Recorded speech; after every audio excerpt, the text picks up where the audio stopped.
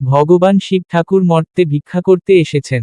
শিব ঠাকুরের দরিদ্র সংসার আর সেই কৈলাসে শিব পার্বতীর সংসার চলছে ঠিকই, কিন্তু পয়সা কড়ি একদম নেই। শিব ঠাকুর তো আত্মভোলা, সারাদিন ধ্যান, গাঁজা আর তামাক। পার্বতী ঠাকুরন রান্না করেন ভাত ডাল, কখনো কখনো শুধু ফলমূল। গণেশ কার্তিকে তো ছেলে, খিদেও পেট ফুলে ঢোল। একদিন পার্বতী বললেন, ঠাকুর, এভাবে আর চলবে না, নিচে মর্তলোকে যাও, একটু ভিক্ষা করে আনো। তুমি তো ভোলা মহেশ্বর, লোকে তোমাকে দেখলেই ভিক্ষা দেবে।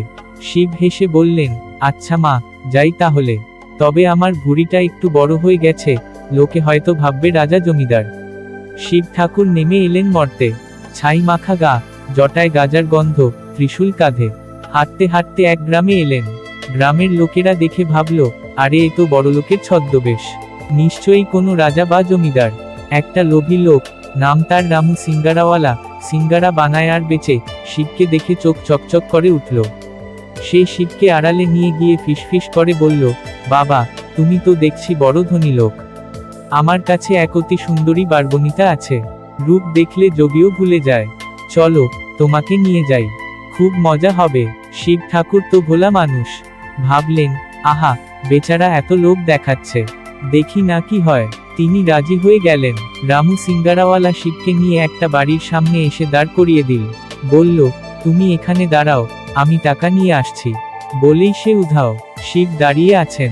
ভিতর থেকে এক সুন্দরী মেয়ে বেরিয়ে এল। শিবের দিকে তাকিয়ে হাসল। শিবের চোখ তো লাল, গাজার ধোয়া বেরোচ্ছে। মেয়েটি ভয় কাঁপতে কাঁপতে বলল, কে তুমি? শিব শান্ত গলায় বললেন, আমি শিব। মেয়েটি হেসে ফেলল, ওরে বাবা, তুমি শিব ঠাকুর? তাহলে তো আমার সব পাপ কেটে যাবে। তুমি এখানে কেন? শিব হেসে বললেন, এক লোক বলল খুব সুন্দরী আছে, দেখতে এলাম।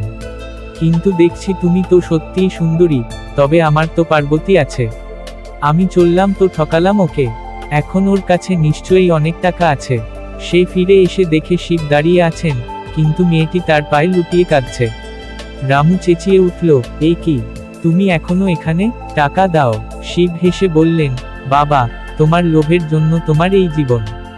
নাও, এই নাও আমার ত্রিশূল, বিক্রি করে যা পাও তাই নিয়ে সৎপথে চলো। রামু ত্রিশূল নিয়ে বিক্রি করতে গেল, কিন্তু যেই বিক্রি করতে গেল, ত্রিশূলটা হঠাৎ জ্বলে উঠল আলোয়। লোকে চিনে ফেলল, এ তো দেবাদিদেবের ত্রিশূল। সবাই রামুকে ধরে মারতে এল। রামু ভয় কাঁদতে কাঁদতে শিবের কাছে ফিরে এল। শিব বললেন, দেখলি, লোভ করলে এমনই হয়, যা, এবার থেকে সৎ কাজ কর, আমি তোকে ক্ষমা করলাম। রামু সিঙ্গারাওয়ালা সত্যি সত্যি সৎ হয়ে গেল। আর শিব ঠাকুর, তিনি ফিরে গেলেন কৈলাসে। পার্বতী জিজ্ঞেস করলেন, কি হলো ঠাকুর, ভিক্ষা পেলে? শিব হেসে বললেন, পেলাম মা, একটা লোভী লোকের লোভ কাটলাম, আর একটা মেয়ের জীবন বাঁচালাম, এটাই তো সবচেয়ে বড় ভিক্ষা। পার্বতী হেসে বললেন, তুমি না সত্যিই ভোলা। শিব চোখ টিপে বললেন, আর তুমি না আমার সবচেয়ে বড় ধন। সকালে ঘুম থেকে উঠে 3 বার হর হর হর মহাদেব বলিবেন। আপনার দিনটি শুভ হবে। নমস্কার।